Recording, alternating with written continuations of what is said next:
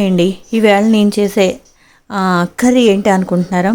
Kaju tomato curry. And కాజు తీసేసిన నేను అందులో పన్నీర్ అయితే మాత్రం ఎక్కువ వేసాను, కానీ ఉత్తినే క్యాప్షనల్ చెప్తున్నాను అంతే. అయితే కాజు వేసుకున్నా పర్వాలేదు. ప్లస్ ఏంటంటే కాజు నేనైతే గ్రేవీ వేసేసాను. బెస్ట్ అందరికీ తెలిసిందే కదా.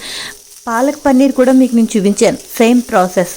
కాకపోతే ఇవి అయితే మాత్రం టమాటా ప్యూరీ పేస్ట్ అయితే మాత్రం ఆడేసుకుని ప్యూరీ అయితే మాత్రం చేసుకున్నాను. ఇది ఏంటా అనుకుంటున్నారా అందరూ? చైనీస్ చిల్లీ పేస్ట్ అయితే మాత్రం నేను స్టోర్ చేసుకుని మా అబ్బాయి అయితే పెట్టాడండి.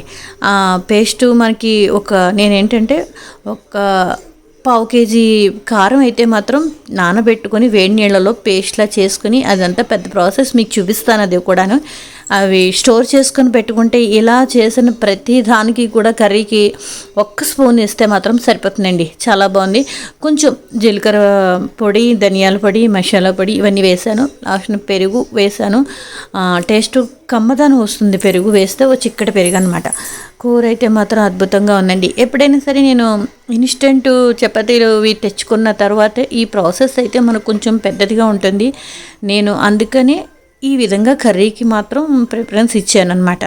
ఇంట్లో కర్రీ చేసి చపాతీలు చేయాలి అంటే కొంచెం టైం తీసుకుంటుంది.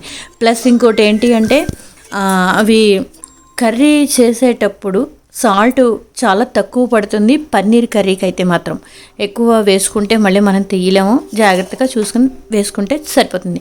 ప్లస్ ఇంకోటి ఏంటంటే మనం బయట రెస్టారెంట్ నుంచి తెచ్చుకునేటప్పుడు కర్రీ 250 తీసుకున్నా, 300 తీసుకున్నా అవి మనకి ఫ్యామిలీ అంతా అయితే మాత్రం సరిపోదు కదా.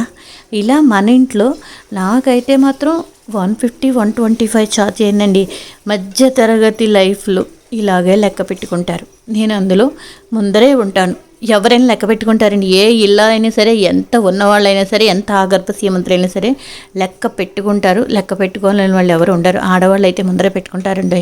నేను అయితే ఈ విధంగా చేసుకుంటే మాకు 2 పూట్ల వచ్చిందండి కర్రీ అయితే మాత్రం.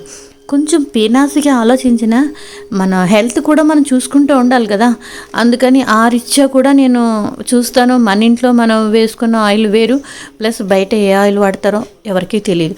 అది ఫ్రిడ్జ్లో పెడితే కూడాను గడ్డ కట్టేస్తుందండి. ఆయిల్ మంచిది కాదు అంటున్నారు. నేను అది కూడా చూశాను. అందుకని మన ఇంట్లో నేనైతే మాత్రం వేసాను నూనె తప్పించి ఇంకేది వాడను. అది హెల్త్కి మంచిది అన్నారు. అందుకని ఆయిల్ ఒకటే వాడతానండి. పప్పు నూనె. కూర అయితే మాత్రం చాలా బాగుందండి. టేస్ట్ అయితే మాత్రం అద్భుతంగా ఉందండి.